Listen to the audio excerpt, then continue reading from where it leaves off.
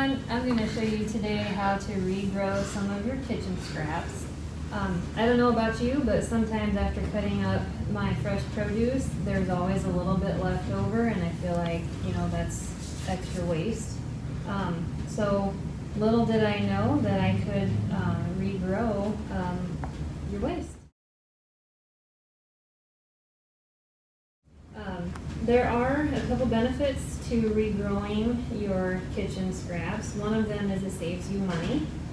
It reduces waste. At the grocery store, like the plastic bags that you get your produce in, you don't have that, and they don't decompose very well, so it saves there. Also, buying your plants at the greenhouse, typically they come in plastic containers, so you don't have that.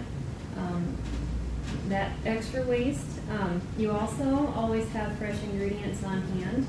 Fresh herbs and grains always taste so much better when they're fresh, and it's nice if you need just a little bit for a dish. You just have the access there that you can cut off what you need and add it as you need, instead of maybe you just need one green onion for something and then the rest of them maybe you don't use. So at least having them on hand, you can use what you need. You can also control your food source by growing your own vegetables. It reduces risks of foodborne illnesses with that, and your chemical exposure. And also it saves on garden plants, because you can transplant most of what you regrow out into the garden, so it's less you have to buy.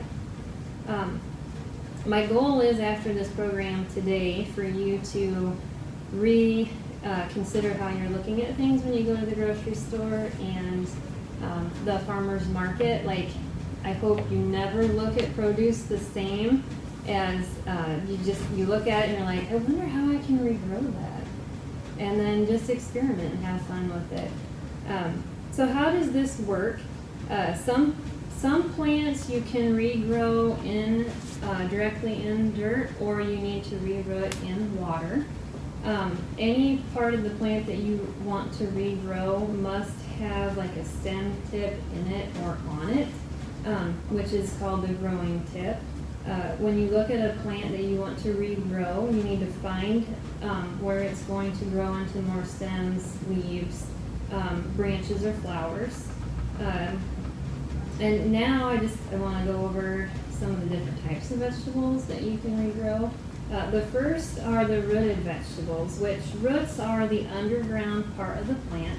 It's the part of the plant that takes up food and water, and the growing tips are the ends of the roots, and they are just what keeps going down into the soil. If you want to regrow these, you have to look for the root vegetables with the tops intact, or at least the tops have not been entirely cut off. And there are two types of roots that we eat. They're tap roots and tuberous. Tap roots include vegetables such as carrots, turnips, and radishes. And so, like tap roots, you can't regrow a whole new plant. Carrots will not regrow from a carrot, but you can get the carrot greens from the carrots, as long as when you buy them, the tops have not been cut off.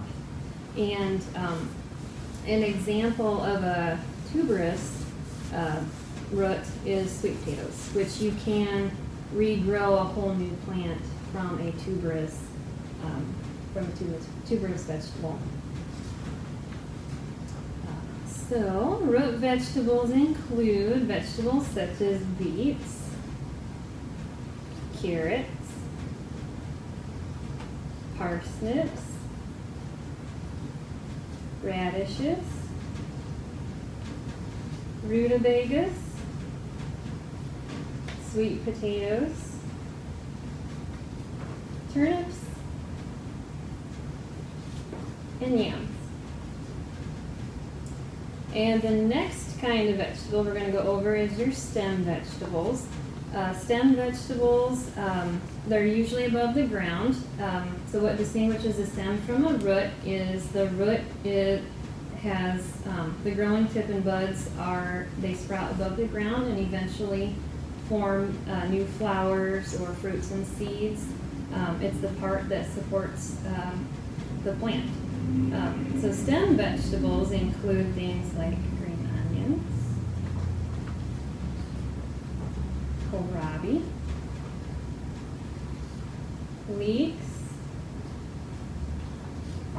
celery, lettuce,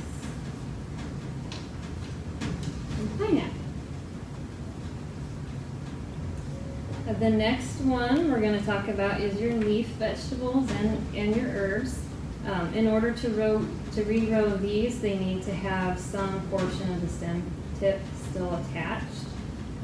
Leaf vegetables include things like basil, cabbage, cilantro, collards, dill, endive, kale, Swiss chard, parsley,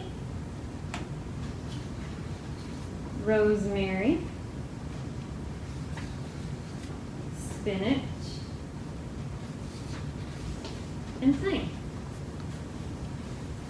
So some of the supplies that you're going to need for regrowing your vegetables are like if you need to regrow in water, you need cups, bowls, or like a mason jar. And for regrowing in soil, you're going to want a couple different sizes of pots with drainage holes, like a clay pot, and different sizes based on what you're wanting to regrow. You also want to make sure that your soil does not have any bacteria or fungi in, because it will cause your vegetable to rot. So there's just a couple things I'm going to show you how to get started with regrowing. The first one is the romaine lettuce. This is what it looks like once it starts to regrow. This has been a week and just a little bit has started to sprout up. So I just started with a head of romaine. You're going to want to just cut up from the heart about 3 inches. And you're going to want to put that in a bowl with just about 1 inch of water. And then put it in a sunny spot, and change the water every couple days just to keep it fresh, and then it'll start regrowing. And once it does start to get a root system on it, you can transplant it out into the garden at that point if you want to. Green onions is the next one I'm going to show you how to do. There are a couple different ways you can do that. Also, if your green onions don't have roots on them, you're going to need to re-root them by just putting them in a little cup or a bowl of water with some pebbles, and change the water every couple days, and just wait for those roots to show. But if they do have the roots, you can just go ahead and plant them directly into a pot of soil, and just keep the soil relatively damp, and then just also put it in a bright area, just indirect light, and then these have been less than a week, and they've gotten that big fast. So it doesn't take very long for green onions. Now these, they do have some roots on them, so I'm just going to cut up about a couple inches so there's still some green.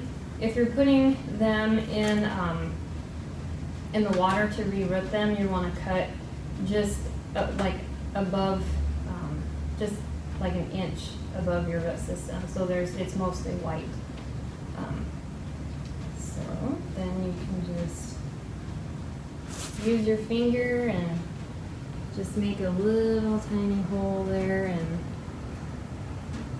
that's really all you gotta do, and then just give it some water and let it grow. Next thing is celery. Celery is kind of the same way as the lettuce. You'll just put it also in a bowl with just a little bit of water. Change the water out every couple days, and you'll have some leaves growing.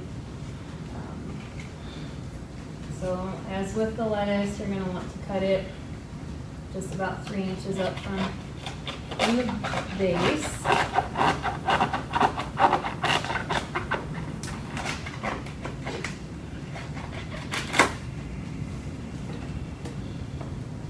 And just put it in the water. You don't want more than an inch of water coming up over your celery. And again, change the water every couple days. Tear off any stalk remnants that are starting to rot. Just like this one here that's been growing a week, I'll probably just take these couple pieces off just to keep it a little more tidier. And same way with the lettuce. Once you have roots coming, you can put it out in the garden. And celery does like a decent amount of water, so you want to keep it relatively damp. It is a cool weather plant, so if you do transplant it out in the garden, you want to do it in the spring or the fall. You can get your biggest second crop in late summer and then harvesting in the fall.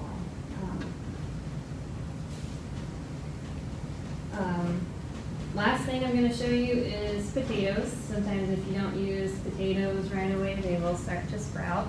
And then if you want to regrow them, you can in a pot of soil. Basically what you'll do is cut your potato into some pieces and make sure that each piece has a couple eyes on it and that they're kind of starting to sprout. You want to let it cure for a couple days, because if you stick a fresh potato in the soil, the microbes will break it down and then your potato won't grow very well, if at all. So this has just been curing for a day, and then you can put it in a pot with just fill it about halfway or so with some soil. Put your potato in there. Give it some water. You want to keep the potatoes relatively moist while they're sprouting.